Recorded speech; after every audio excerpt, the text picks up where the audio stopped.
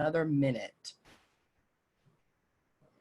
And just to recap, today we're going to be covering about the teams. So this class is specifically for teams. However, if you're not part of a team and you happen to be on this call, it's okay. There's still things that you can learn. Mainly what I'm showing is the tweak and the differences between doing something as an individual versus a team. There's just some nuances. So, but the focus today is specifically for teams, around teams, and helping our teams get up and running. So I'm going to go ahead and open up all this. Open up our chat. While we're using Zoom, if this is your first time here, we will be making sure that I'll have you guys muted while I'm teaching. I do end every class with a 30-minute Q&A. So if you have questions, I would say save it towards the end. However, in the middle, if you want to type in the chat, I have my chat window open. You're welcome to use the chat as well. And you can always type in here and I can say, welcome everyone in the chat so you can see. And then I'm watching that chat as well. So thank you guys for being here. Thank you for taking the time out of your day to spend an hour with me as we focus on teams and what can you do with command. Now, I will preface before we get started here that there are some functions that work really well with teams. There are some functions that aren't done being developed for the teams. And I would say the number one thing we're waiting on for this to be more ready to use for everyone comes down to the permissions. So until we can unlock team permissions, we found at Keller Williams that all of you run your team differently. Doesn't matter that we have a model, you all run it differently, meaning sometimes it's two people who want to be a team and just call themselves a team and they both want to be the rainmaker. Sometimes it's husband, wife. I have a friend who's a husband, wife, and the daughter. All three of them are rainmakers and can't all see the access they need to. Some of you might want your admin to have full access and others want their admin to not have full access. Because of that, you're going to have some basic generic team settings and rules to start. And then eventually you're going to have the ability to customize everyone's permission by applet, meaning you're my marketing person, so I'll let you into command, but you can only see my design system. I don't want you to look at my opportunities or my commissions. So you'll be able to block those things out. I know they're finishing that up and it is coming soon. We're doing a big panel and labs right now on Teams, so more functionality is coming. The focus of today, though, is to get you to see what works now and how do I use this system. And the goal isn't that you walk out today saying, okay, let me dump my CRM and jump ship to command. The goal today is that you start seeing, okay, what can it do? And start transitioning over, because anyone moving a database system today is going to have to do some growing pains. Like, do you even have your contacts in one system yet?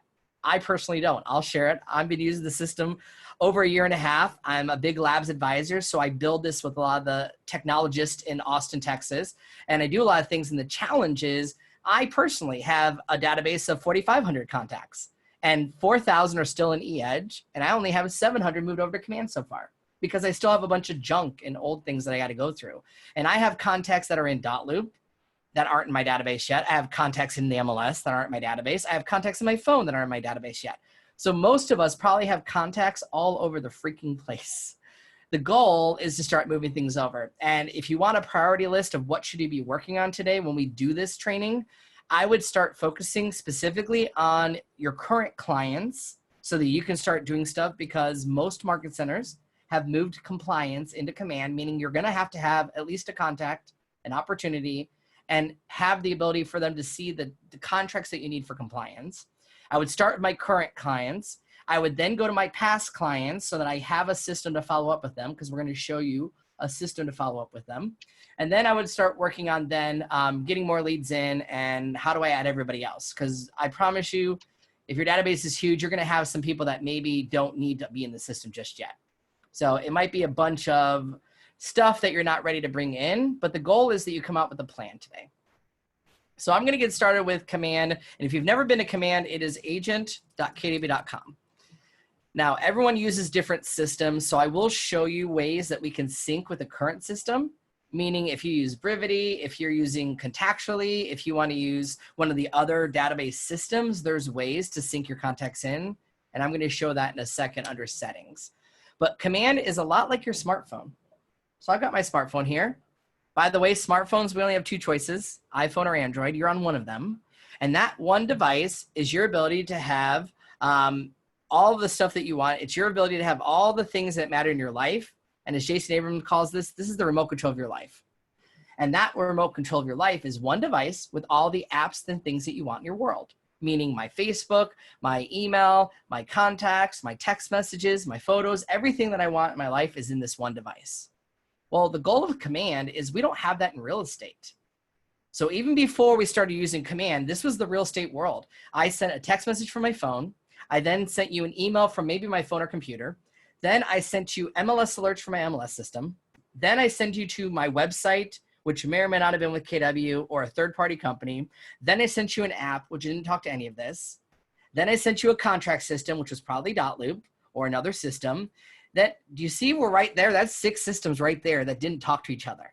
No wonder we go around running ourselves ragged, trying to figure out the best way to do a transaction because we are fragmented in our business. And most teams, KW didn't have the technology you needed. So you left us. You left eEdge because it had limitations and you went and found a third-party company. Heck, I've personally built an Infusionsoft database for the Edwards Group in Fort Lauderdale, and we spent a lot of money and time building that, and they don't even use it today. And they spent thousands and thousands of dollars to build it, to try to make it do what they wanted it to do, and none of the systems were perfect. Meaning your system today probably has limitations, and there are things that probably do work. So the goal of Command is to get it all into one central location. Now, when I come into Command, I'm not going to teach you everything Command can do today. I am going to show you, though, what are the team-specific things that I can do, mainly around the settings to get things set up. We're going to talk about contacts because I need to be able to assign them to my agents and share the leads with them. We're going to talk about opportunities because we need to write contracts, and I want certain agents to have access to that contract.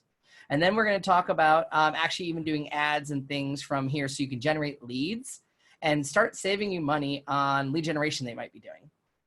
So first thing I see when I come into Command is all the different applets. And this is actually my sponsor with Keller Williams, Chris Toomey and the Toomey Group.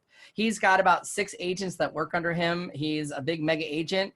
He is using Command at least to track his business and bring in leads. And we've been working on this for him. So I'm using his account as a demonstration to show you today. Now, first thing, if you've never been in the system, you're going to notice is if you're a Rainmaker, you have a button that says select team. You're going to want to do this. Otherwise, if you don't select your team, settings that I show you might be missing because it needs to know, are you doing this as a team? Or are you doing this as Chris by himself? So this will be your ability to actually switch it to the team when you want to, because otherwise it's trying to do everything as Chris as an individual.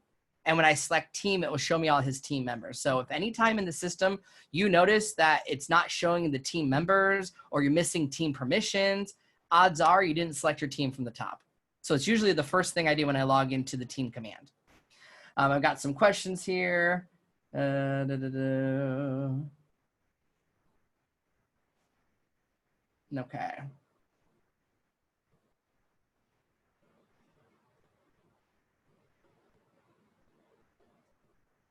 Okay, perfect. And then, yep, I'll show you to do, Kyler, I'll show you ways you can do Facebook campaigns, lead routing, and do some splits there.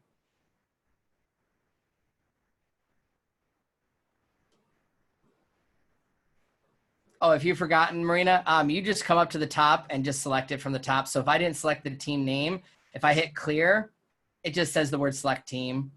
There is stuff that will still work. I'm just showing you, especially in settings, if I don't choose this, and I'll show it when I come to those spots. But you can come to the top and select your team name. And if you don't want the team name, you just hit clear. Yep. But, yeah. But if you have done a few contacts and by mistake, you just neglect and to put it into the team, but I don't know which ones along the way, but I have noticed that I have noticed that with probably 10 contacts. How can I go back and do it? Yeah, when we get to contacts, I'll show you. We're not in contacts yet, but when we get there, I will cover that. Awesome. All right, perfect. So I'm going to start with settings because that's really where everything starts in the command for the teams. And just like you would do it for the agents, this is what we're going to do for us. So I know Chris's name is ridiculously long. You're all going to ask me, how did he get bold and GRI and ALC in there? He just made that his last name in his marketing profile and his settings of my KW. That's his last name is Chris is his first name, and his last name is Toomey, Gricdpe, TRC. Yeah, it's too much, by the way. That's just what he chose to do. All right, so I'm going to come to the name and go to settings. Now I'm going to show you the settings that are specific to the team here. So when I'm loading the team, you're going to notice the first thing it talks about are the apps you're going to need connected. Now, these are just like on your smartphone. You're going to have apps that you use in your real estate business. So he has his DocuSign connected, which is what we use for contracts. He has his Facebook post scheduler for scheduling posts for his team. He has his Twitter connected, his Google Calendar, Twilio, which is a service to use for mass texting, and it does work. It's a paid service. I'm testing that out now.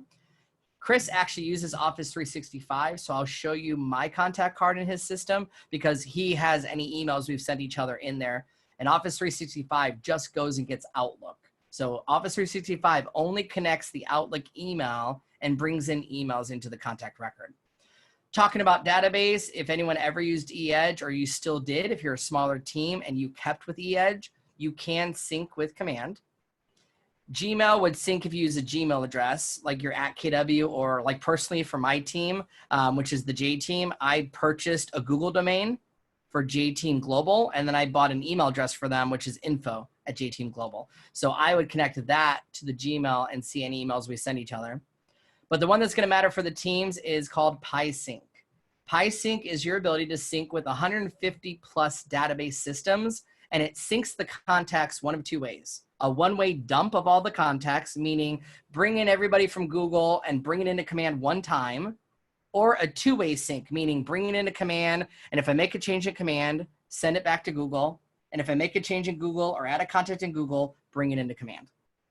And the big one will be what you guys are using instead of eEdge or Command. So some of the systems I know you're using might be Brivity and BombBomb. Here's Brivity, here's BombBomb. I know Contactually's in here. I know they've got Dotloop. You might use Salesforce. I know people use Eventbrite and Facebook Leads. There's tons of them in here. MailChimp. Someone was asking me the other day for, what was the name of that? I know there's Salesforce. What was the one he asked? WiseAgent. WiseAgent, Zendesk. So if you use one of these database systems, Command has the ability to talk to it and bring the contacts over. Only do this, though, for the Rainmakers account. And in the event you're two Rainmakers, like two partners or husband and wife, my advice for now until Team Permissions comes out, just pick one of you to be the main account for everything.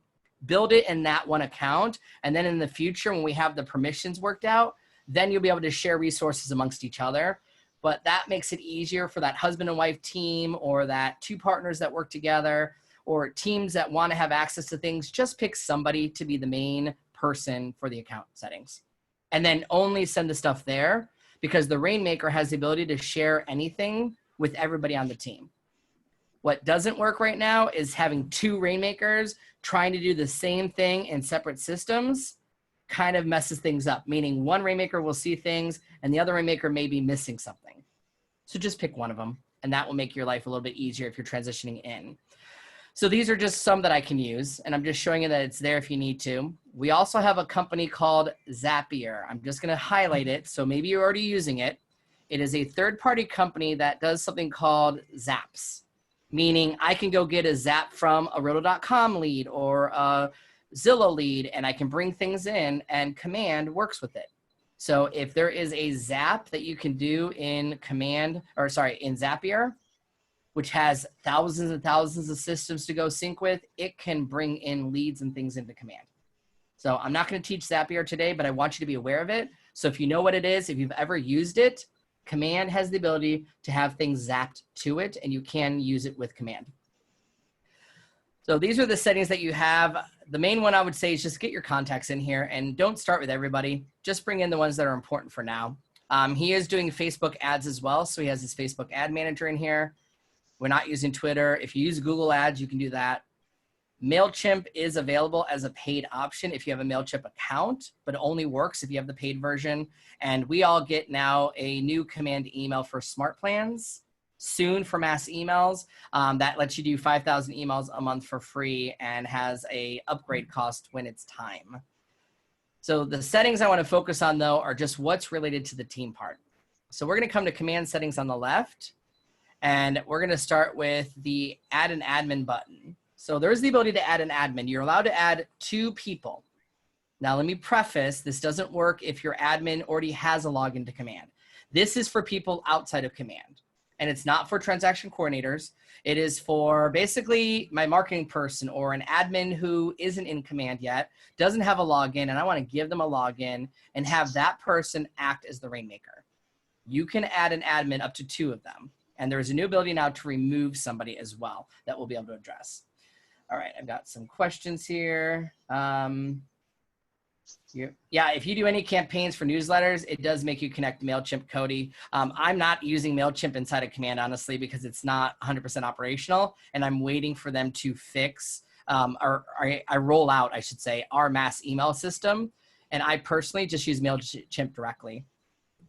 And then does PySync import notes on contacts? Craig, most systems don't let notes import in, including eEdge. eEdge notes don't come over. Most CRM systems do it that way, and they do it so that you stay with them. So a big example would be if you have, what's the biggest one that we always hear? Top Producer. Top Producer lets you export their name, number, and email address, and Top Producer keeps the notes and doesn't let you export it. That's not us. That's not Keller Williams. That's Top Producer's rules, not ours. So most of the databases aren't going to let you sync your notes. I'll just warn you now. And then, yeah, when this is done, Josh, I will send this video out to everybody, and it'll be on my YouTube channel that you guys will be able to find it. All right, so let's look at the add an admin option. So I'm going to click it, and it takes you to what's called a Kelly guide. Again, if I add this person to the system, they have their own login, and it goes in there. So I'm going to say get started. Now, notice it says no admins found, because I have to select from the team, which team are we looking for admins? And you're probably wondering, why is there even a select option? It's for expansion. So if I'm an expansion team and I have the ToMe group in Fort Lauderdale and the ToMe group in Chicago and the ToMe group in New York, I would have multiple choices of which team am I looking at. That's why there's a select option. All right, so I'm going to choose the ToMe group. And this is going to be the option here for test admin testing is my test account. No, Marina, eEdge syncs may or may not work right now. It's still here to miss. Yep, I can't promise you if it is syncing or not syncing. I just know the option is there, and some people said they got it to work and some didn't. If you have an admin already has an account, Sean, no, you're not going to be adding them to this account. You want to use their own. So here's one test account. Now I'm going to use this account for testing and showing you today. This is mine. But if I want to add a second one, I can say create an admin, and it's already got the ToMe group.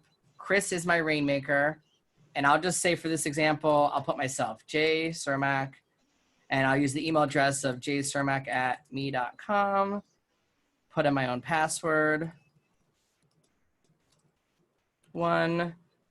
Click next for this. Now here's the trick with this. There's the username that I would use. This is the email address. When you create an admin, by the way, it takes 24 hours to activate it. So it's not going to work right away. If add an admin doesn't appear, Deborah, you have to select your team name. If you're not the rainmaker, you won't have that option. If you don't select your team name, the add an admin button will disappear. You have to select your team name. All right, so I'm going to come in here. Kathy asked, should admins log in as rainmaker? That's probably the best advice. And no, Haley, you can't change the username. It's auto-generated right now of how it pulls in from command. So I'm going to go to summary here. It's all done for me. I'm never going to save this password. And then you have to check the box to approve any updates made. So I'm going to click confirm, approve this, and I am done with adding the admin. But the admin can't log in. It takes about 24 hours, sometimes faster. Just allow up to 24 hours, then I'll be able to do it. Yes, Marcia, your team, your market center has to be set up as the team first. So if you're not a team and you don't see team members in command and this button isn't there and you're a rainmaker, it means the MCA hasn't set you up as a team yet. So talk to your MCA. There's a team management tool in Winmore that they have to go through to set everything up. If you have an ISA, Kathy, and they're not going to be a KDB login, you could. The challenge is the ISA would have access like you would. Do I really want my ISA to have admin access? Probably not. I would probably hold off on that. Eventually, we'll give you the ability to add more than just 2 people, and you'll be able to add people like my marketing person to give them their own login, but we're still finishing that. So for now, the workaround would be just do it as you and then share the information with them as you need to. Transaction coordinator, there isn't the ability for them to log in, Heather. They would have to have their own login. So if I'm a transaction coordinator for multiple market centers or multiple agents, my best advice is to log in as the Rainmaker. If you want this to work the best, personally, log in as the Rainmaker right now if they're going to do work for the Rainmaker. Because the team option will work, but it doesn't give you permission unless you're the Rainmaker, basically. That's going to be the main permission. All right. So I'm going to keep going through this here. So that was part of that setting for the admin. I can remove them, by the way, and go back in there. If you do their own account, Elizabeth, you would do what I just did, which is under settings. So watch what happens when I clear this. If I clear the To Me group, notice my add an admin button's gone. I have to select the team and it shows up. That's why I said always select the team name or you might be missing permissions. And under add an admin, that would be the best way to add it to the system for them if you wanted to be a transaction coordinator to go in. Personally, I would have them go into my own account. And if you don't trust that person to do it under your own account, then maybe they shouldn't be your admin or transaction coordinator. I'm just sharing what does work and what doesn't work. So in this case, even though it's Chris Toomey, his partner does all the work for the team, and Chris, it's George. George logs into Chris's account. That's just the way he does everything because then he has full access. I'm just showing you there is the option to use an admin if you want them to do it that way. If you want them to do everything on behalf of the Rainmaker, log into the Rainmaker's account is still the best practice. It's really no different than what you did with MyKW. Most of the time, your admin didn't have their own login, and you just made them log in as you on your own account. You did the same thing with the MLS. That really doesn't change. But there is an option to add to. The next part that relates to teams, I would say that matters, would be what's called custom tags and custom fields. So tags are the way that you group together your contacts. Now, right now, tags do transfer to another agent when you assign a contact or share a contact with them. So my advice isn't to go to every single agent on your team and say, add the tag for this or add a tag for something else. It's your ability to go in and say, you know what, I'm going to do them as the Rainmaker so that when we share a contact with you, you now have a new tag that we've added. Tags are ways you group people together. So tag could be, we already have the basics, buyer, seller, renter. The tags you might want that are extra could be dog lovers, something there. Haley, if tags aren't sharing, I don't know that it really is a glitch, honestly. As we're saying, we're still finishing this. And what it comes down to, Haley, is if we fix team permissions, all of this works perfectly. Team permissions are your issue. And until that rolls out, the workaround would be if they didn't get that tag on their contact, Haley, they would just create the tag themselves if it didn't show up. But from what I'm hearing, it's supposed to show up when you share it. I would only spend time, though, as the Rainmaker doing this so that when the sharing and permissions work, it's already done under the Rainmaker's account, and that's going to be the main account that everything gets shared from, including smart plans when we can start sharing smart plans, including designs, any of that kind of stuff. I would do it in the Rainmaker's account. So then when we can share team resources, it does it automatically. Otherwise, you have to recreate it from everyone's account in the future. So I'm going to say tags that you can add. Chris has a bunch of them here. So tags are just ways you group people together. It could be their favorite pie that they like. It could be a neighborhood tag. It could be your top producers, your sphere of influence, your A clients, whatever you want to call that. You would group together people with multiple tags. So this is powerful because you can create as many as you want. There's no limit. And then we've also got the option of custom fields. This is the power. So your system today asks you the basics: name, number, email address, and that's about it. What about other things that you want to know about a person? Like, do they have kids? What are the kids' names? Do they like pie? I do a pie every year in Thanksgiving time. I want to know what pie they like so I can automatically be prepared to send them the pie that they care about. Any data set you want to collect about a person is a custom field. Now, I would do this under the Rainmaker's account only, and then from then on, when it's shared, that field should show up, and we'll test it out myself. I'll test it here as we go forward. Will Rainmaker's tag erase those? No, Denise, it doesn't mess with your tags if you're an agent on someone's team. And then we'll talk about the searching with tags, Gail. Searching with the tags may or may not work. I think they fixed that glitch where it wasn't working, but it might start working. All right, so custom fields that I might need. You know it's not in the system? Wedding anniversary. It has home anniversary and birthday, but doesn't have wedding anniversary. Or my friend Tara Carter on her team, they deal a lot with divorcees. She's part of a divorce group. So if I'm part of a divorce group, I want to know the divorce date. So you can add your own tags by saying create new custom field. And it really just means what data do I want to collect about somebody? And you can create one for anybody coming in. So one that I like to use, what about the disc? Do you get their profile so you can identify them? Now you can do that with tags, by the way. I could just do a tag of DISC, but let's say I want that to be a custom field in the system. I have the option to make that a text field, which is a sentence, a text area, which is a paragraph, a drop down, which I'm going to use, which would be like A, B, C, or in this case, DISC, a date, a checkbox, a number, a link, percentage, or currency. You're basically collecting data about somebody. So I'm going to do a drop down and I'm going to add 4 fields, one for D equals driver. Well, we always change these, which I would say would be like influencer. You could just make it something simple. I can also add S, which is for safety, something like that. And then C, which is not really control, but I could just say controlled. And then if you check the box, make it default, it means every time I add a contact, I'll have those fields. Now this is Chris's real account. I don't want to mess with it, so I'm not actually going to add it. So just think, if you want to collect more data about somebody that you want to know about them, I might add one right now. Maybe it's by tag to track for COVID. And maybe I want to know, like at the end of the year, how many of my friends or family were affected by it. That might be a data set, meaning I want to know if you were diagnosed with it or you had this. I might want to collect data, or I can use tags to group that together. Now, one of the other settings that matters for the teams is under, where do you see the standard fields again? You won't see them until you add the contacts. So when we add a contact, Kathy, you'll actually see the standards, what's already there. This is your ability to add anything we didn't ask.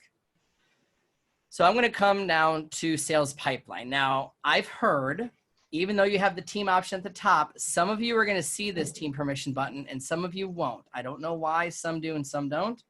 If you see it, here's what it means. Team permissions gives you 2 options. The default is set to yes, which is I want all team members that they can create their own opportunities within our market center. Meaning maybe they're doing their own sale or for a family member or friend, and you're not going to let them take it as part of the team. This would allow them to create their own opportunity and say it is not for the team to see. If this is set to yes, they can technically create an opportunity and then decide to say, no, I don't want my team to see it. Most of you might not want that.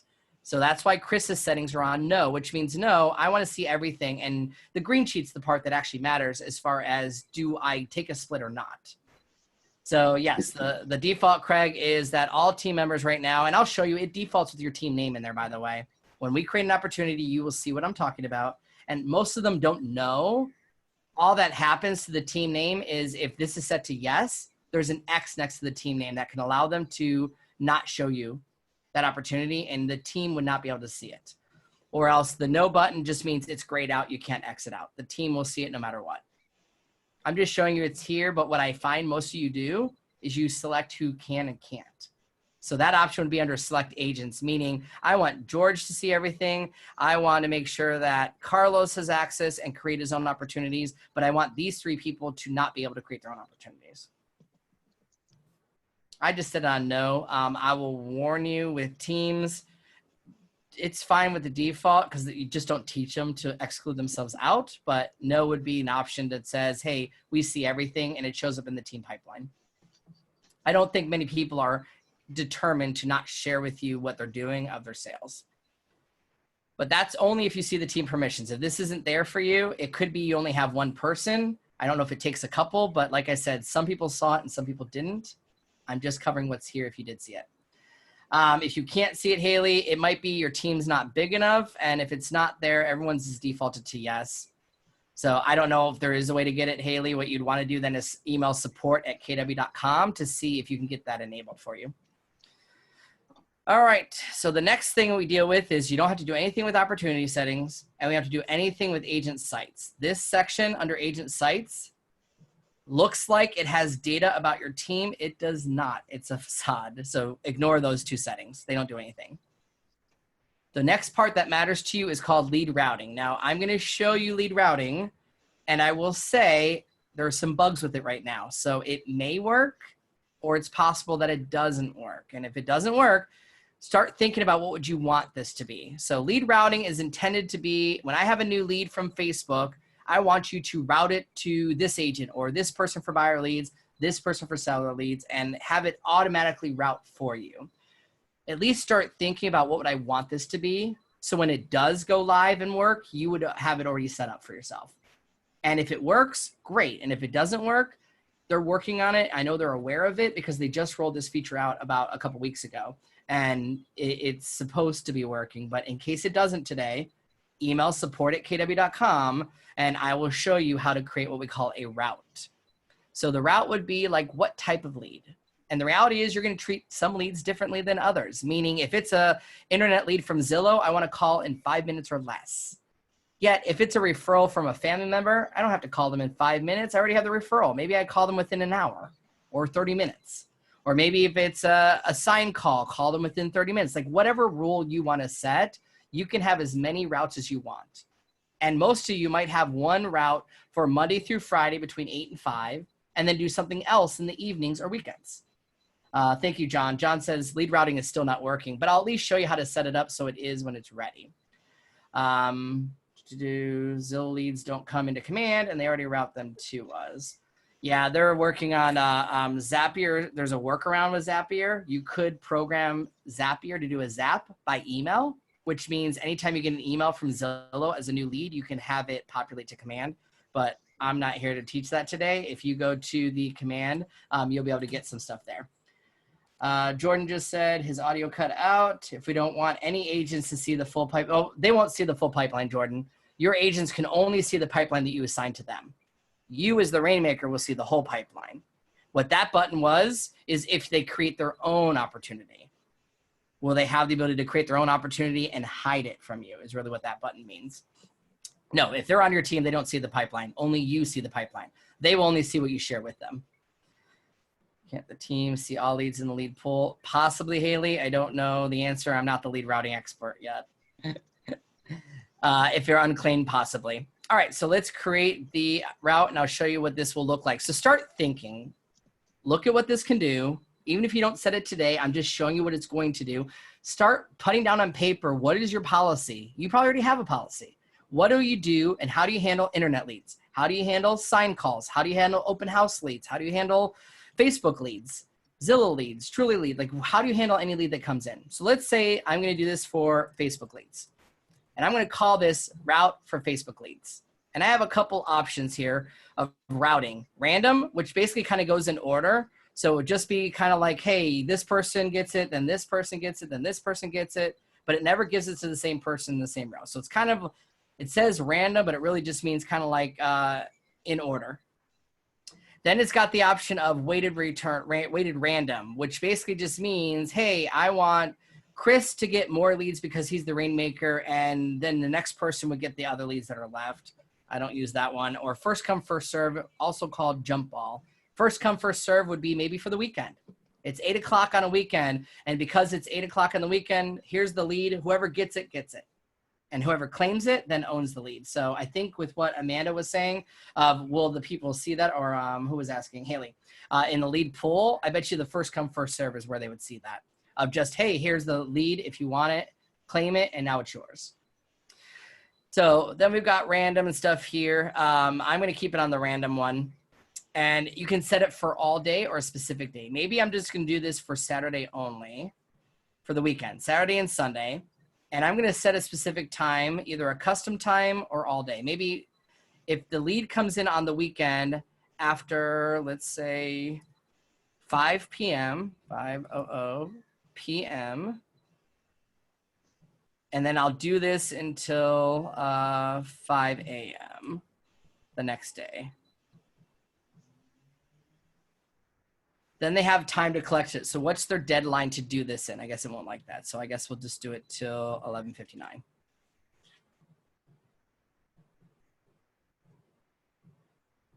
There we go, 11:59 p.m. And I can choose my time zone. And then when is their deadline to respond to this? So minimum time is 30 seconds.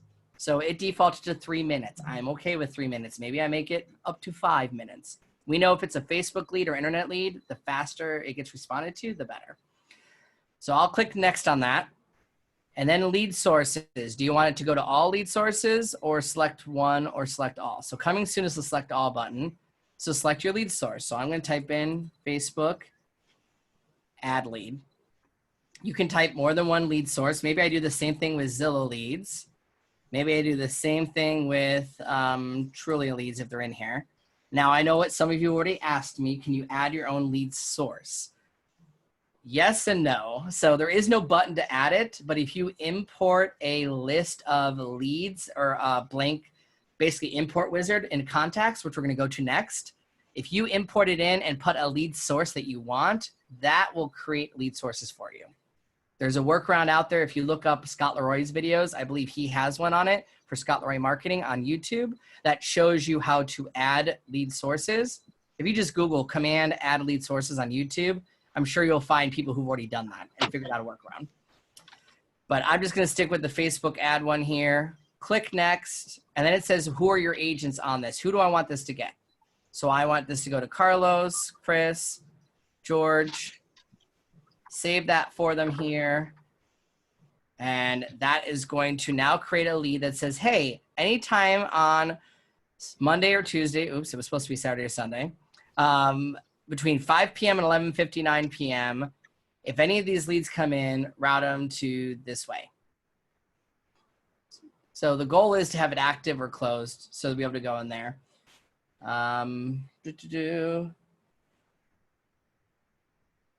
It is one of their top priorities, Joshua, as far as the team priorities. I just don't know. We don't really give timelines because the challenge is it's in labs, which means the process is we have to test it. And then you have to tell us if it's good enough before we can give it to you. So all I can tell you is it is in the works. For now, all we have to do is manually route it to the agents when it's time. And I'm going to show you how to do that here next. So start thinking about what those routes are going to be, even if you don't create them yet. The lead is owned by the team on lead routing. Yes. The lead is owned by the team, and then the team will then route the lead to whoever it needs to go to. So the ownership will stay with you. If the first teammate on the list doesn't respond, I don't know if it goes to the next person, but I think it alerts you that it's expired if they don't respond to the lead fast enough. This is a newer tool. I don't know that I can answer much more about that. You'd have to talk to the actual developers who made it on what all the rules are, but that's what I've been finding so far is I set the rule and then it goes from there. In case you missed it, this room took revenge on him. Okay. All right. So that's some of the settings there for lead routing. And then once you start routing things under team stats is you would have who claimed what, and then what are the routes there. So you can start seeing who's got assigned routes and who claimed any leads. Again, to me, this is still a coming soon. But if you're planning your team transition, I would start thinking about what would that look like. So when the time comes, I just type it in really quick and I'd be done. So you're going to have multiple versions of these. There's no limit to how you want to route your leads. You could do something different for all of them if you want. The next setting that matters to you is under Connect settings, and that's just the marketing profile. Now, if you're a Rainmaker, and even if you're not the Rainmaker, if you're on the team, we all have to do our marketing profile because this is going to populate a team landing page for the team members, and it pulls it from the photo. And no, Rainmakers and admins, you cannot go into the agent's account and put their picture for them unless you log into a personal command account. They each have to go in and set up their marketing profile. So your marketing profile is going to have your photo, a logo for your team, and then fill out the rest of the information. Everything with the red asterisk is required. So you're going to want to do that and make sure you've got the correct marketing logo. And the reason I'm mentioning this is because I'm finding a lot of teams haven't gone into command yet. So some of you might say, I did my marketing profile a year ago. Great. A lot of the agents that were on teams didn't even start using command, and now they're starting to. So we all have to do the marketing profile. This will update your websites, your emails, your mobile app. All that marketing comes from here. For the team logo should be the team logo itself. And then down below will be a box for the Market Center logo. And that's where you put the DBA logo. And I know in my state, in Florida right now, if I'm a team, they're coming after my team members hard in Florida right now because they're bored and have nothing else to do. And if it doesn't have your Market Center logo of your actual DBA in Florida right now, they're fining our agents $500 plus. So put your Market Center logo down here. And at the top where it says team logo, that's where you put your team logo. So just make sure you've got all that stuff filled in and have everybody on your team do that. If you want a great team exercise, say, hey guys, we're going to do our team logo together, our team marketing profile together. I'll give you the team logo to put on every one of their accounts, which they should, and then have them fill out that marketing profile so that it can show up on your website. All right. Elizabeth, yeah, technically this profile is what the public sees. So this would be where you put your picture. No. This is for, so the Rainmaker would have their picture. Here's Chris's picture. My account is going to have my picture. And then my other person's account is going to have their picture. It doesn't need to be your Rainmaker's picture. This is if you set up the Rainmaker's account, set up your one. And when you do your own profile, it needs to be your picture. And it does override your personal account. So your team logo would show your team logo. And that's the settings for teams. So let's talk about the next part of it, which is I have a contact. How the heck do I share it with my team members? So if you're running campaigns, we like to show the team itself. I'm not quite sure what you mean by if you run it as the Rainmaker account. So the Rainmaker will be able to show, like it'll say I'm Jay Cermak, or in this case, Chris Toomey, and I'm the Rainmaker and stuff. And then my website has a page to show all my agents. So it's never going to say the whole team and all their pictures and everything there. If you're a Rainmaker and you wanted to see the picture of the team as the headshot, you could put the team photo, but look at how tiny that is. It's going to be hard to see more than one person in this picture. All right, so this is the contact system. Here are the tags that they're getting in and different things that they're doing. And it really comes down to, I'm not going to go into basics of adding a contact. We have videos on how to do that. So you want to learn how to add a contact, because adding a contact is not assigning a contact. You're just adding it. And anybody who adds it from this view is going to be for the team, but look at this option, select owner. So who owns the contact? The Toomey group. If I add it this way, then the group owns the contact. Why that matters is because your team members will have that same option, meaning if I'm on your team and I got a lead at the open house and you count that lead as the team's lead, I would have a choice to say, is it my lead as Jay Cermak, or is it the team's lead that they gave me? This is a new feature that allows the people on your team to do the contact entering, but give you credit so it stays with the Rainmaker. So that will be a big one that you'll want to look at when you're adding that is select owner. It can be fixed if they don't do that, by the way. So I'm going to come in here and let me show you the team functions of this. So notice because I selected team, I'll clear it here. So if I'm cleared, there's no team option right now. It's just Chris's contacts. When I select my team, he's going to have an option to select his team member. So here are the people on his team. So let's say here's my admin, or Jay. This is me testing this out. I can come here and see what contacts does Jay have in his system. So Jay has Dave and Betty Jones that he added himself. So here's the reality of your team members. They're going to have contacts that are their own. Like if it's my mom, I don't know that I want Chris's team to have my mom's name and then keep my mom's name if I leave the team. Some of you might have a policy for that, and that's fine. I'm just sharing with you the logic behind this. So if the team owns the lead and the contact card, best advice is to add it under the Rainmaker's account so that it's owned by the Rainmaker, and then assign it to a team member so that they have access to it. That's going to be the best practice. So you're going to want to get it to them.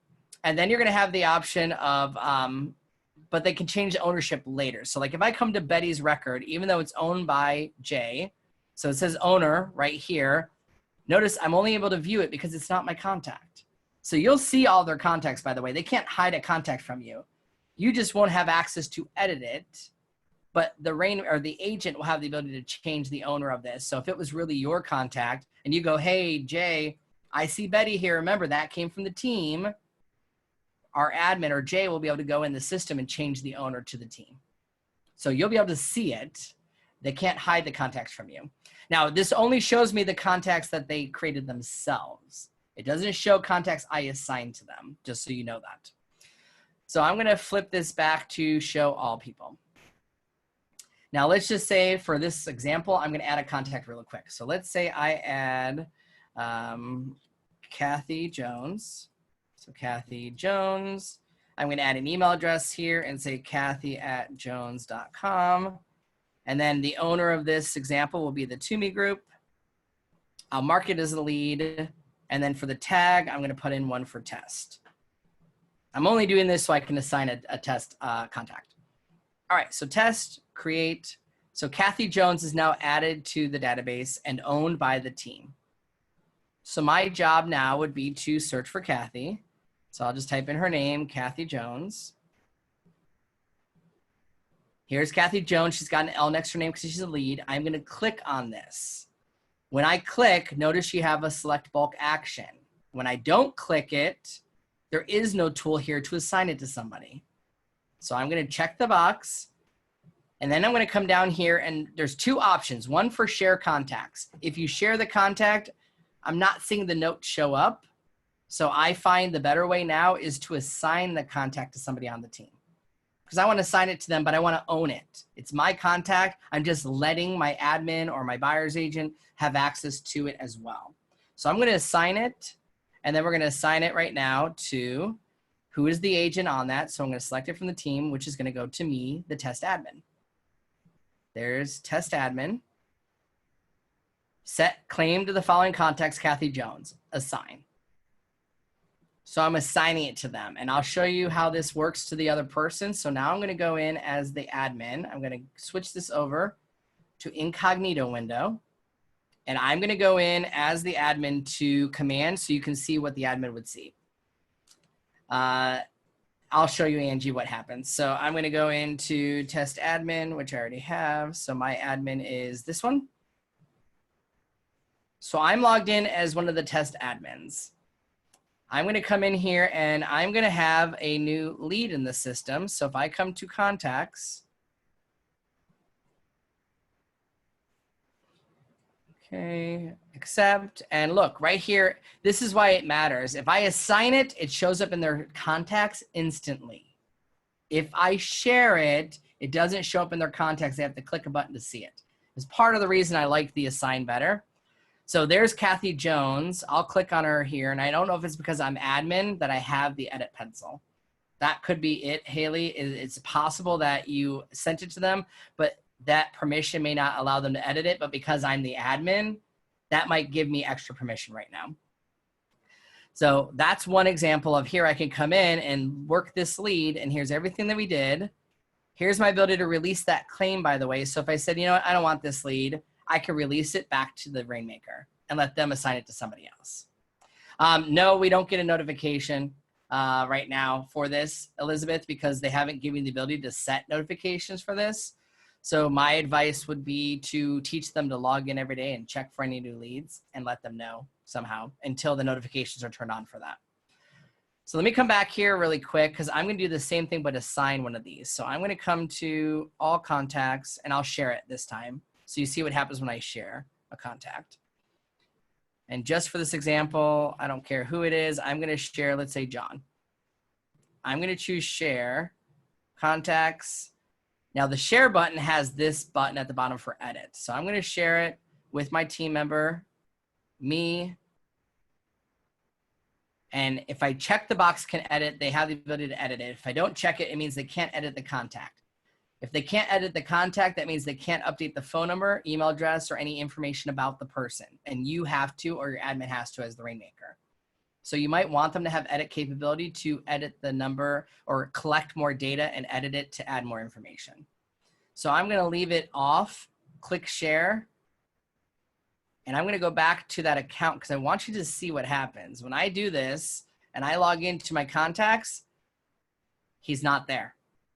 Here's why I did that, to show you that the contact's not there. So if I share contacts, your agents have to click the filter button and have to check a box to show shared contacts.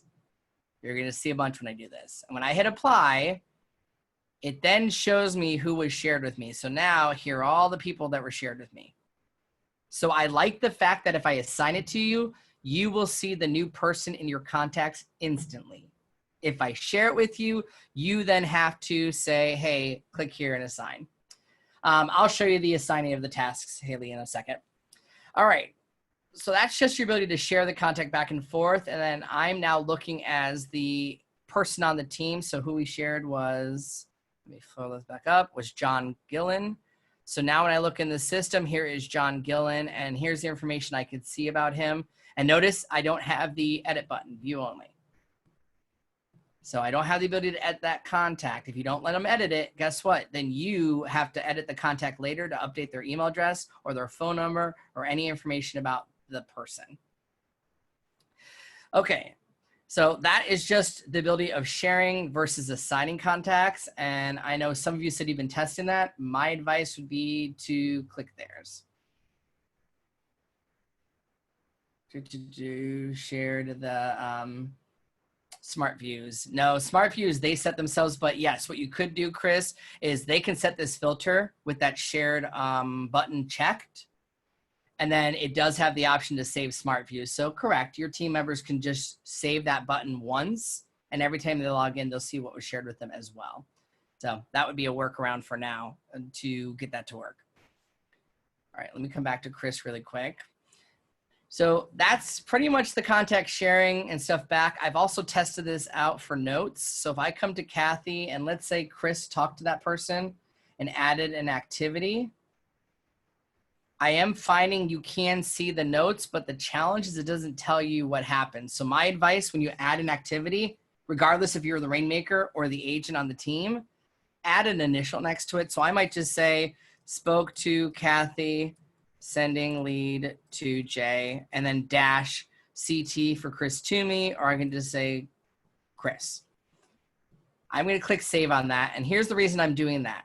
So when I come in as the agent to that account, will I see some of those activities? So if I pull up that person, which is Kathy Jones, here she is, takes it a moment to upload. I find it transfers the note in about 10, 20 seconds. But I will be able to see that they had a conversation. And by doing those initials, so I'll show you my own contact card. That's a little easier. If I go to my contact card, here are the notes back and forth, and see this was me tracking my notes. So I did left a voicemail, admin. Met with Jay, admin. Test note from there, my initials. Then I did a message on Chris's account and texted from Chris to me. So if you add the initials next to the activity, then you guys will know who did what. To me, that's kind of best practice right now. It's a bit of what we did in Infusionsoft and some other systems. Just add the note or the activity that they did and put the initials next to it so I know who physically did it. Because right now it doesn't tell me if the admin did it or if the rainmaker did it. So that was my workaround for that. No, it does not note it automatically. They have to add it for now. I'm sure that feature's been requested, but it hasn't come out yet where it automatically tags the note of who did it. So for that workaround for now is put the initials until we make it so that it does tell me Jay did this, Chris did that, Bob did something else, and I have a record to see who did what. All right, so that is pretty much the contact side of it. But then we have the opportunity side. So the rest of the contact training is the same for everybody. That's just the difference as far as assigning and sharing. And you might want to test that out with somebody on your team and then experience it there. And I would do that test with the team members in person. And your best bet right now would be to do a Zoom call with all of them to figure it out together and test it out. Or if you're an admin on a team, you can do some testing with one person and see how it works. So I'm going to come to opportunities because opportunities is the transaction side. Like, how do I manage our opportunities? So when I come to opportunities for the team, there's a little bit of a difference. So here is, oops, that's the test account. Let me go back to Chris. Opportunities as the rainmaker. And you're going to notice there are 4 categories at the top. The To Me group means here's the sales pipeline of the entire group, meaning all of my agents' listings, all of mine and my agents' buyers, and all of our leases. And then a history of all the deals they're working. Now, these are real. This is their real account and the real pipeline. They're actually using this right now. So they're able to come in and see the entire team version of this. Then Chris has his own pipeline right here, which is just the things that Chris is using. And then all opportunities would be everything we've ever closed. So if you've never used this before, the To Me group part, this team view is for 30 days, meaning what is in our pipeline and closing this month. So at the bottom of this screen, you see they have a closing scheduled for April 7th. It doesn't include March's closings. So this view was meant to be a 30-day view to see out of all of our listings, what's our potential income and probable. Now, if I go to all opportunities, that's where you're going to find any of the older stuff. So if I want to find a closing date from March, here's what closed in March, these 4 transactions. Then here's what did in February and November and everything else. So you can actually see and track all opportunities or come here to see the teams. The other great thing you can do is choose who did I assign this to. So here's my ability to say, you know what, uncheck this and let's just show me anything my test admin's working on. So this will now tell me, okay, my test admin has 1 lead as a listing, and that's all that's in their pipeline right now. Well, great. Now I know that they're working on 1. And then if I'm coaching the team members, we can have a talk about, hey, I'm looking at your pipeline right now, Jay, and it looks like you only got 1 listing. Is that true? What can we do to add more stuff? Or, hey, I see it's under a lead. What can we do to get you an appointment with them? What can we do to get here? Jamie, it will show as not closing in the closings this month, and it's blank if you did not move it to the close tab, or if you didn't update the contact opportunity to say the date it's closing. So there's a couple of tricks with that there. All right, so I'm gonna come in here and let me create an opportunity as the Rainmaker, and I'm gonna share it with my admin. So when I create an opportunity, if you've never created one, this is what the opportunity looks like. Now it has the market center he's in, and it already has our team name here. Notice there's an X. That was that permission for, can the agent remove me? Now he's the Rainmaker, so he has the ability to remove an opportunity if he didn't want it to be in his pipeline. Like it's an off-market thing where I don't want to actually see it. So this is their ability to click the X. If I'm on your team and you said, yes, I will allow you to create your own opportunity, they physically have to click the X to hide anything from you, which is why I don't think they're really going to do it. They would actually have to physically click a button to say, don't show Chris this opportunity. If you change it to no, they don't have an X button there. It's just locked.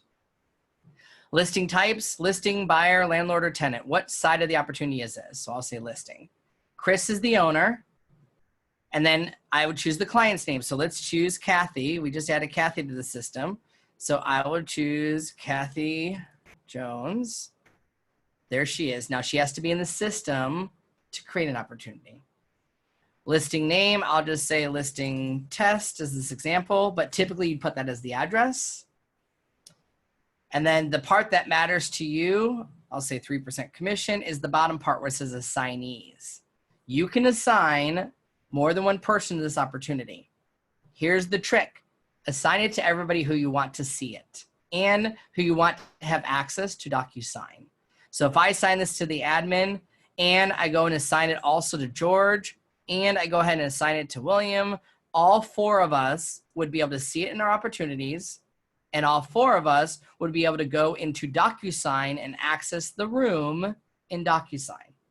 This is how it adds that person to DocuSign, is from here. So if you want them to have access to DocuSign as well, to write the contracts or upload contracts or do e-signature on the opportunity, make sure you assign it to that person. So I'm just going to assign it right now to the admin so I can both see it. Click create, and now I can see it.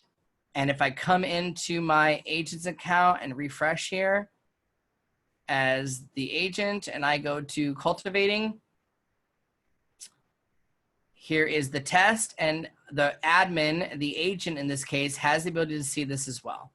It tells you right here who's this assigned to. Now, you guys asked me about the closing date. See how there's a closing date here? Estimated closing date and the actual close date. If this close date, if I edit this and change it to say, maybe it's this month. So I'll test this out while we're here. I'm going to change the close date to say it closes April 17th. Click save. Let me see if that changes it to the pipeline. I believe it does an under the close thing here. So let's see. Nope, it didn't add it here, but if I move that to closed, I believe that's when it actually does it. So I have to physically move this to the closed status. So I'm going to move it over here to see if it does it. It's now in closed. I'm going to come back to the pipeline. Hit refresh. Okay, so it's possible that that's not working right now. So if it doesn't, we'll contact support on it, but it should have put it here at the bottom saying closing here. And I don't know if this is because it already passed that date, But typically if I had like 4 closings for April, I'd see all 4 of them here. I was hoping that that would work. Now there's 2 other parts of opportunities for teams that you want to start thinking about. One of them is going to be, if it's an active listing, what is the team's system for listing a home? Which means right now your default, what we call stages here, are staging, showings, negotiations. And then I have one for legacy, which he keeps renaming. Legacy is for .loop. But these are the ones that they have under the active listing. Here are the 3 stages. You have the ability to add more stages and add more checklists. So I'll show you, here's one that they're actually working. It's live, so I'm going to be careful with this. And if I came to my checklist on this one at 2995, I have the option to assign it here, which I did for the test admin, to assign a contact or an opportunity, sorry, a task. So this is the ability for you to assign it. You can't assign a contact. So people asked me, can I assign a task for contacts? No, the agent has to. You can, though, assign an opportunity task. So this is my ability to say, hey, we need to confirm the stager. Great. I'm going to assign that to the admin, and we're going to add it to the admin's due date of, let's say, today by 4 p.m. Hit OK.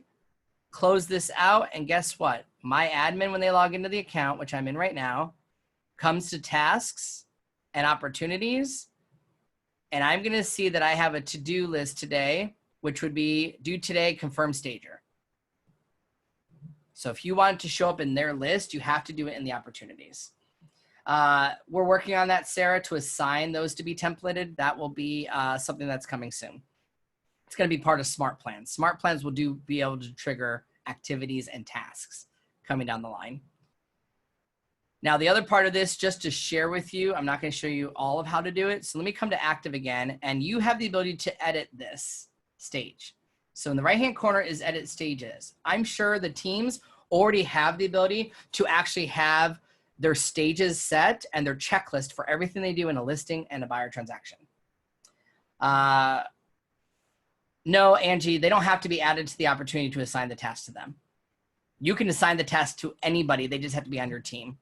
I'll show you when I get there because not everybody was in that opportunity. All right, so I have the ability to edit the name of this or add my own. So let's say I edit the staging to call this pre-listing, or maybe I call this photography, or I want to call this, you know, the showing, and I want to add to the showing, did I put a lockbox on? So I might just say add an item, and I might say add lockbox to unit. Save that as a checklist item, and also add to showing time instructions. Save, and I make that a checklist every time they're in the showing stage, do these 2 items. It doesn't do it for the whole team, Heidi. It only does it for you for now. That's why I said do it in the Rainmakers account, but eventually it will share with the whole team. So I wouldn't spend time on everybody doing that. I would either do it on my admin's account or the Rainmakers account. And if you're really going to do this at a high level and don't want to mess with permissions at all, have your admin do it in the Rainmakers account and you'll never have an issue. Just do it under there. The Rainmakers right now are the powerhouse to do everything in the team functionality. So do it under their account. So that's my ability to add those stages. I can rearrange the order, rename one that I want. He has this here, but he doesn't even use it. So let me delete this. Delete that stage, and then this one stays.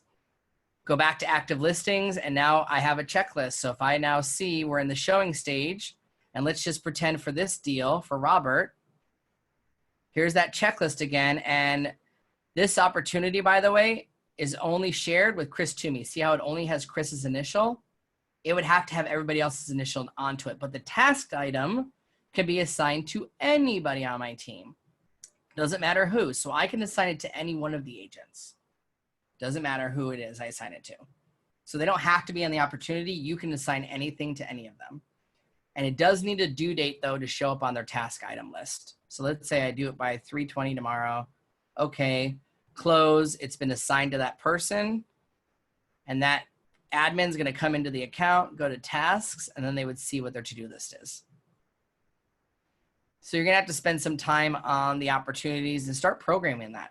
But I would do it under the Rainmakers account mainly and get that systemized perfectly so that when it is shared with everybody on the team, then it's going to be able to do that stuff. How does that work if the listing coordinators and closing coordinators sign in under the Rainmaker? Wouldn't the task only be seen? Gotcha. Yes, it would only be seen there. So what I would do to the task, if it's going to use the Rainmaker's account, is I would edit the task name to add who is it assigned to, would make that easier. That'd be your way around that.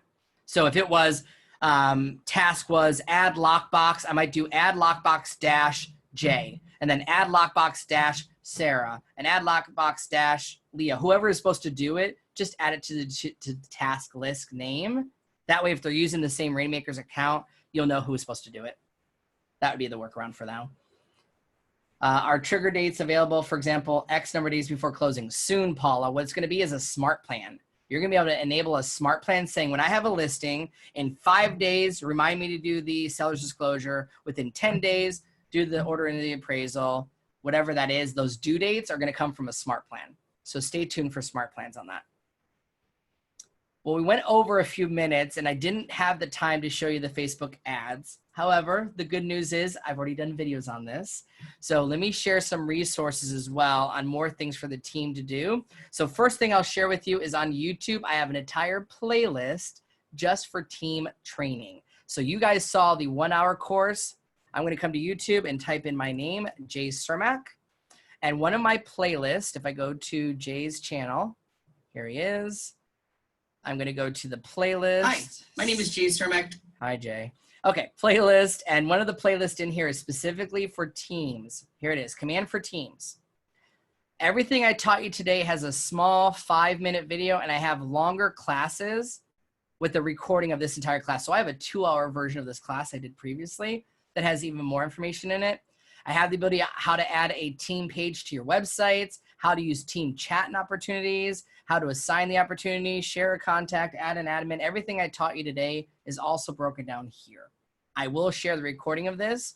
I've also got these resources on my website, jaycermak.com. So you registered under live streams today, and on that live streams tab, I also have all the previous recordings. So I did a class on Facebooks the other day. You can come here as well to learn more about the Facebook ads. I just did DocuSign, getting paid. All the recordings are organized here as well. And I do have playlists on everything there. So sorry we ran out a little bit of time. I am going to open up for Q&A here in a moment. So we were answering questions along the way, and I will get to your questions here as we go forward. Hopefully you found some value in this team. It's not perfect yet. It is functional. Teams are using it. There is a Facebook team group on Command that I would go recommend you join, because they're using it at an even higher level and masterminding with each other on tricks and tips that they found using the system. It is a high priority of Keller Williams right now to make this team functionalities even better. So start with some of this. Start thinking of things. Yeah, that group name is, I'll actually go to it real quick. So let me go to here. I'll pull up on Facebook, and I'm pretty sure it's Command Team Edition. So I'll go to Facebook and type in Command for Teams. And I would encourage you to go there, because that will be a little bit differently than the other groups, because it's specifically for teams. I think it's Command for Teams. Sorry, Facebook is low. There it is. Yep. KW Command for Teams is the name of the group. So I post content there as well. It's got 800 people on it, but that one is specifically just targeted to talk about teams specifically. So if you want to look for a tip or a trick, or how did someone get that in there, that'd be a great place to go and collaborate with. As the Rainmaker with the team selected, I can't filter contacts to see my buyer's agent's contacts. Okay, so let me go back here and look at that. So I'm in as Chris the Rainmaker. I'm coming to contacts. Okay, and I did it under To Me group is selected, right? Make sure your team name's selected, and then you select your team member right here, not through filters. I don't think the filter part works correctly. Select your team member, and you would select who you want to see their contacts. Now, this isn't going to show you what was shared with them. Remember, it's only going to show you the contacts they physically added to the system. Technically, if you wanted to see what was shared with them, it's possible, Kyler. I'm not exactly sure why that wouldn't work. It's worked in my testing as you're seeing me do this right now. But I don't know that the MCA is going to do much for you, so I might reach out to support at KW. We all have regional tech directors now as well. So if you know who your regional tech director is, if you're in Florida, in South Florida, that is Ryan. Ryan is our guy, so you can contact them as well. They have access to a tier 2 person, so they can escalate that up as well. I don't know if it's an MCA issue. Deborah, the Rainmaker designation is done by the MCA. When the MCA adds you to their team permissions tool, there's a button that says, is this person an admin, a buyer's agent, or the Rainmaker? And it has to be turned on to Rainmaker for that to be enabled. So the MCA would do that one. All right, so let's open it up for Q&A. I will stop sharing my screen. Thank you guys for being here, and then we're gonna open up to more questions. Yep, we already answered all those. Perfect. And I would do my best to answer questions. I'm not the team expert, but I have been teaching it for years, so I know more than most. A lot of the questions I'm still finding. So if you join those Facebook groups, I'm finding those people are real teams using it daily who found solutions to get things to work. Share design templates. That's a great question there, Elizabeth. Technically, yes and no. So right now you don't have the ability to hit share just yet under designs. What you can do though is create the design under the Rainmakers account. So if you're in the Rainmakers account and I create a design, like Chris has already made some designs, let's say it was this one. If I come to his just listed postcard that he made, because they're using the system, this is live, it's his real design of his. Now there isn't a share button yet, but it is coming soon. Soon you'll be able to share with the people on your team. The workaround though, is if you open up a design, so here's a postcard he already made and I want to share it with my team members to make their version of this. If you download this as a PDF, do it as high quality resolution. I'm going to go ahead and download this and I'll actually do this. I'll show you in the admin's account that if I download the PDF of it, Command has an import PDF button. So we're going to try this in real time. I'm going to go back to my admin. I'm going to come to my admin's designs now. I'm going to click on the plus sign to create a new design. And guess what? Import from PDF. So you can share a PDF of any of your designs and the agent can then import that PDF into their command and then modify it. So this is real. I'm doing it live right now. Hopefully it won't take more than a minute.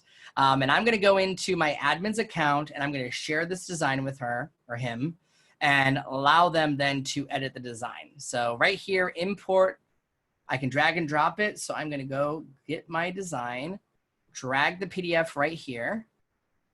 It's uploading, as you see from the corner.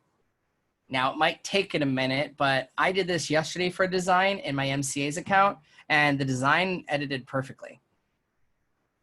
Perfect. It's uploading the design now. I click on it, double click. It's going to say, what kind of measurement is this? I'll keep it in pixels. Click continue. Takes it a minute. Double click it a second time. And now we're going to go into the design. I'm in my admin's account, so I've never edited this piece. And guess what? It's all editable. So maybe I don't like the red. I want to change the colors. I can come and change my colors to something else. I can switch out the photo and go add my own photos. So maybe I come to images or icons and I can replace that icon for something else. Maybe I want to add a stock image. I can add my own little clip art. I can modify the bathroom's text. It's all editable. So that's your workaround. Hopefully that answers your question of download it as a PDF from the Rainmakers account and then upload it as a PDF and that will work there. Perfect. We answered that one. Any best practice for Twilio with a team? Yeah, my belief with Twilio would be to use just one number and I would do it under the Rainmakers account for now. It's a personal choice, I should say. Here's the way it works. So if I do it from the Rainmakers account, it's a separate phone number anyways. And I would say, hey, this is our marketing number. You're going to get text message from this number once in a while. And it's our marketing number for the J team. And it's going to send you alerts. Now they can reply to it and it goes into the Rainmakers account. If you want them to be able to hit reply and have your agent text them themselves and then reply back as the agent, they would need their own Twilio number and do it from their own personal account. So you might want a number for every person on the team, but that gets costly. Or you may just want one number Then you can put the notes in there and then let your agent know, hey, go check out the contact of Sally. Sally just texted us a message. So that would be the way to do that as a workaround with the Twilio is there, but there's choices. When running a Facebook ad in command, should the ad be run through the buyer's agent account rather than the team maker's account? So the buyer agent gets the leads directly. If you want them to get notified, Gail, yes, that would be a better way. Let me share with you, because I did tell you that the agent has the ability to change the owner of the contact. So let me show that to you so that you would then be able to show them. And I would, if I want them to get the alerts for the new buyer lead, it's not a bad idea to run it from their account or have them spend their own money and reimburse them for it. So let me go back to contacts real quick. I'll pull up the one that I added myself. So let's say it was Betty Jones. I'm an agent right now. I'm going to click edit on this. And right here under the owner is the option for me to change the owner to the TUMI group. So if you do the Facebook ad under their account, technically the ad is going to come in as owned by the agent. They would have to come here and flip it from agent to the team, click save, and then that would now be owned by the team instead. So that is a workaround you could do if you want them to get the alerts. Some of you might want to have it go to the Rainmakers account and assign it to people. That would be the other way. How about the newsletter? Include links. Are the links clickable? I'm not sure the newsletters are 100% perfect yet, Elizabeth. I would probably wait on that. I don't believe some of those links are just yet. Is a database for lead generation and follow-up, the ISA will assign calls to the agents. How do you assign an activity call task from one account to another? It doesn't let you, unfortunately. So if I do my own task in the system, there's no assigned task here. So what you'd want to do is manually do it. Haley, I might have them use another system like Google Alerts or a text message and just let them know, hey, don't forget to call this person. And then have that person go into the account, because the contact card doesn't transfer the tasks with it. Meaning if I'm the Rainmaker and I have a task to call them Friday and I share it with my agent, the agent will not get the reminder to do it on Friday. I will. So you'll have to have a workaround for that until they share that part. But if it was something under an opportunity task, what you could do as a workaround, Haley, would be have your ISA go to the opportunity and then they can assign that task under opportunities. That would be a workaround.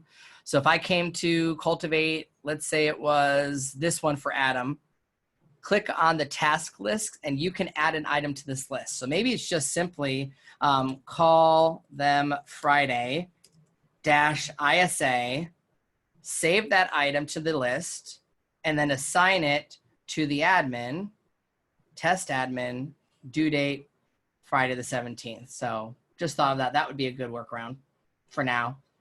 Do it in the task. And that's the whole reason they have the opportunities. So I retake my statement, Haley. I would say have your ISA go to the opportunity and then add that task item to the opportunity itself and then assign it, and that will work perfectly. And then you can also delete it here as well. That would be your workaround for that.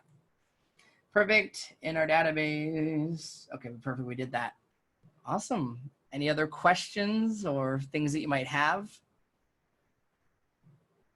Hopefully you found some value. We will do another version of this class called part 2, where I will go farther. So we'll call this one Command Your Teams Part 1. I'll do another one that's Command Your Teams Part 2. And then that class, I'll go back into designs as a preview just to share with you. Let me see if it's here yet. We are working on the ability to share smart plans. So if you want to create a Facebook lead follow-up in smart plans, that will be shareable very soon, and that will work on teams and non-teams. So let me come to smart plans and see if it's here yet. No, Chris doesn't have it, but I do because I'm testing it. So I'll show you my account to give you a teaser of what's coming for smart plans, which is great because I'm going to create some smart plans and share it with my clients and agents and people that I want to share it with. So in my system under smart plans, I'm going to have a share button here that I'm going to be able to click a share button. Oh, it's disabled right now. Let me try one of mine. It's okay, but it is coming. You can kind of see it here under actions. This will allow me to share a copy with anybody in the company. So start creating those smart plans in your Rainmakers account, and then you'll be able to share it with the people on your team very soon. Will be a workaround for that. Let's see which one. Sally wanted to know if anyone knew her answer.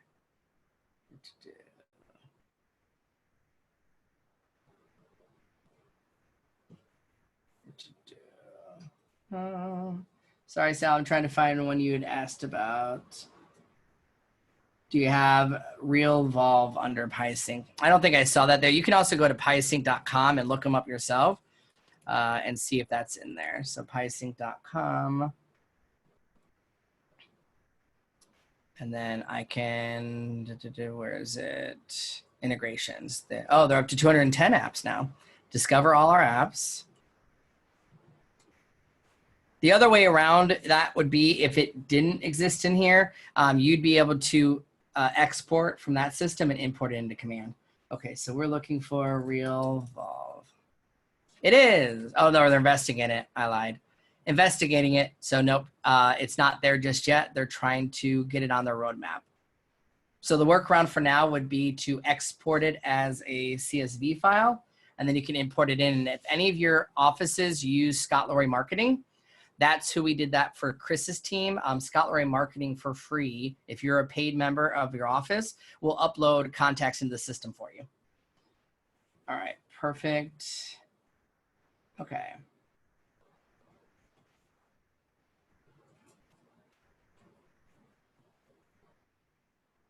If the team person is, it just means that they would be able to update it. So it comes down to who's the owner of the contact. If it's your contact as the rainmaker and you share it with people, you have a button to say, allow them to edit. And then they would be able to edit it. Not everybody can do it because only people who visibly can see it can. But if you do share it, yes, you can do that. So if I shared Mary Shelley is my contact. So let me go back to this one. If I do it under contacts and I want to share a contact, sharing the contact lets you do that. So I know some people said assigning them did not give them permission. So what you could do is come here to the share contacts. And when you share it, there's a button here that says allow them to edit. That would be your best bet to share it with people on the team. So select the team. Maybe I share it with Jay, can edit, hit share. And now I've shared the contact with Jay and Jay will have the edit button. All right. Well, we got a lot of questions answered. As I said, find it on Facebook. I'll add this video to this playlist, and I am working on more content for here. So subscribe to the YouTube channel. I will have the recordings on here, and next month I will do a command part 2 for teams. But hopefully you got some value out of this. You're starting to think about your settings and things that you can do. And that will be our class for today. Thank you, guys. Thanks for taking this journey a little bit. If you do have more questions, feel free to reach out, and I will get back to you guys as well. Thank you, and have a great day.